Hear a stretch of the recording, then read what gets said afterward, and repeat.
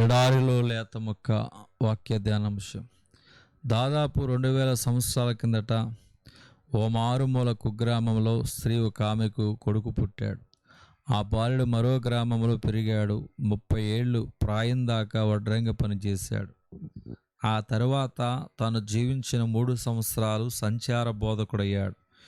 ఈయన ఎన్నడూ కాలేజీకి కానీ వేదాంత పాఠశాలకు కానీ పోయి చదువుకోలేదు. ఏదైనా పుస్తకం రాయటం కానీ ఉద్యోగం చేయటం కానీ తనకు సొంత ఇండ్లు కుటుంబం అసలు లేవు. తన జన్మస్థలము నుండి 200 మైళ్ళ కంటే ఎక్కువ కూడా ప్రయాణం చేయలేదు.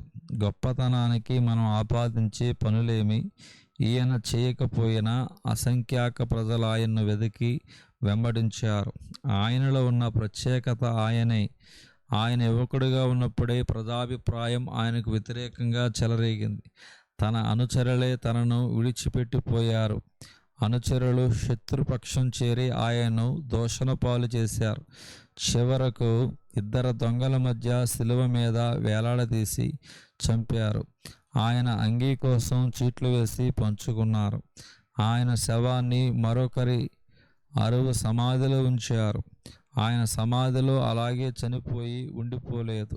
తను బ్రతికి ఉండగా ఎవరినని తన గురించి చెప్పాడో దానికి రుజువుగా ఆయన చనిపోయిన 3వ రోజు తిరిగి లేచాడు. వందలాది ప్రజలు ఆయన్ను కల్లారా చూచారు, తాకారు, మాట్లాడారు కూడా.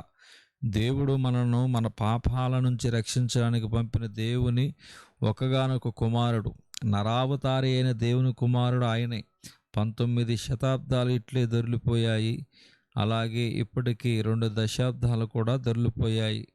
ఇప్పుడు మానవ జాతి అంతటి లోక కేంద్ర ఆకర్షణ పునరుద్ధానుడైన యేసుక్రీస్తు ఆయన జన్మకాలాన్ని 2 శకాలుగా విభజిస్తుంది. ఈ సత్యాన్ని మన ఇండ్లలో ఉండే క్యాలెండర్లు ప్రతిరోజు మనకు గుర్తు చేస్తూ ఉంటాయి.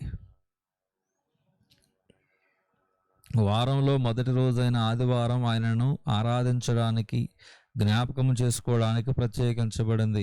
సంవత్సరంలోని 2 సెలవు రోజుల్లో ఆయన జన్మ పునరుద్ధానం ఎంతో ప్రాముఖ్యమైనవి. ప్రపంచంలోని దేవాలయాలపైన ఉండే శిలువలు పాపంపై విజయానికి సంకేతంగా ఉన్నాయి. ఈయన జీవితం లోకములోని అనేక పాటలకు, పుస్తకాలకు, పద్యాలకు, చిత్రలేఖనాలకు కేంద్రమైంది.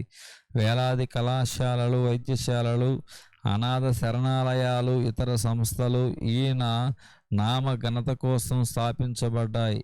ఎందుకంటే ఆయన మానవులందరి రక్షణార్థమై శిలువలో ప్రాణం పెట్టాడు.